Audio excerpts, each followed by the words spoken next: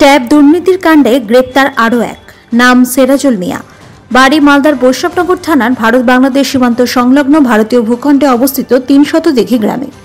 তাকে নিয়ে আসা হয়েছে মালদার সাইবার ক্রাইম থানায়। তাকে গ্রেপ্তার করেছে মালদার সাইবার ক্রাইম থানার পুলিশ। তাকে জিজ্ঞাসাবাদ করছে সাইবার ক্রাইম থানার পুলিশ। এখনো পর্যন্ত মালদা জেলায় এই নিয়ে প্রায় 7 জনকে গ্রেপ্তার করল পূর্ব বর্ধমান, মেদিনীপুর ও মালদা সাইবার ক্রাইম থানার পুলিশ। প্রত্যেকের বাড়ি ভারত বাংলাদেশ সীমান্তবর্তী বৈষ্ণবনগর থানা এলাকায়। পাশাপাশি বিহার বাংলা সীমান্তবর্তী উত্তর দিনাজপুরের চোপড়া এলাকা থেকেও বেশ কয়েকজনকে গ্রেপ্তার করেছে পুলিশ। এই নিয়ে শুরু হয়েছে রাজনৈতিক চর্চা।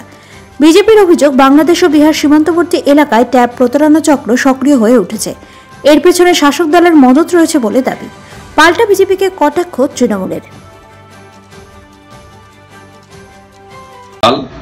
ট্যাব কেলেঙ্কারিতে সাইবার ক্রাইম আরেকজনকে অ্যারেস্ট করেছে এবং তার বাড়ি ৩০০ বিঘা, মানে আমাদের বৈষ্ণবনগরের একবারে বর্ডার এরিয়া।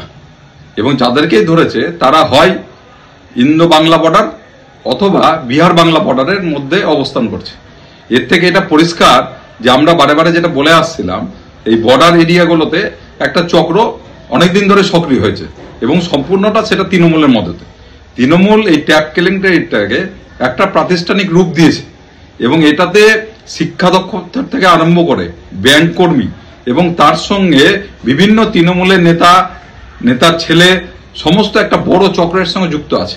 এটার আরো পূর্ণাঙ্গ তদন্ত হওয়া দরকার এবং পূর্ণাঙ্গ তদন্ত হলে আমার যা ধারণা যে আরো বড় মাথারা এর সঙ্গে যুক্ত সেটা বেরিয়ে আসবে।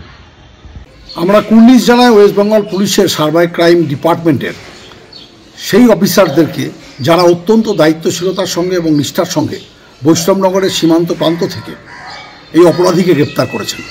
আর বিজেপির লোকরা কি অভিযোগ করছে তাদেরকে একটু জানা দরকার যে সীমান্তে ভারত বাংলাদেশের বর্ডারে বিএসএফ পাহারার দায়িত্বে আছে, বিহার বাংলার বর্ডারে বেশ কিছু জায়গায় সিআরপিএফ দায়িত্বে আছে। তো সীমান্তের যারা প্রহরার দায়িত্বে আছে, পাহারার দায়িত্বে আছে, তাদেরকে চোখের ধুলো দিয়ে যদি অপরাধ সংগঠিত হয় তার দায় কেন্দ্রীয় সরকারের, তার দায় বিজেপি দলটার। কাজেই বাংলার সরকারকে মেলাইন না করে, বাংলার সরকারের বিরোধিতা না করে আপনারা কেন্দ্রীয় সরকারের বিরুদ্ধে এই ব্যাপারে সজাগ হন যাতে সীমান্তে অপরাধ সংগঠিত হতে না পারে।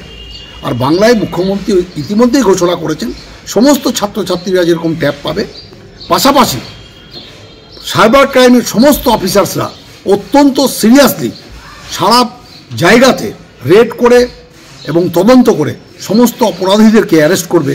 এটাই বাংলার রুল অফ ল যে এস্টাবলিশড আছে তার প্রমাণ। বাংলায় অপরাধীরা অপরাধ করলে কারাগারে থাকে, আর বাইরে বিজেপি শাসিত রাজ্যে অপরাধ সংগঠিত করলে তাদেরকে ফুলের মালা দিয়ে বরণ করা হয়। কাজে বিজেপি দলকে এত বড় বড় কথা না বলে আমরা একটু বলবো আপনারা নিজেদের দিকে চরকায় তেল দিন, তাতে অনেক ভালো হবে। পাথর ছাড়াই প্রতিকার সম্ভব। মালদার প্রাচীনতম ভৃগু বংশ জ্যোতিষী পণ্ডিত এস শাস্ত্রী। দাম্পত্য সমস্যা, বিবাহে বাধা, ব্যবসায় অবনতি, পরীক্ষায় অকৃতকার্যতা, ভাগ্য গণনা, গোষ্ঠী বিচার, ঠিকুচি গোষ্ঠী এবং মৃত্যু ছাড়া সকল সমস্যার সমাধানের জন্য যোগাযোগ করুন জগদম্বা জ্যোতিষ কেন্দ্র, বিবেকানন্দ স্কুলের পাশে, মালদা।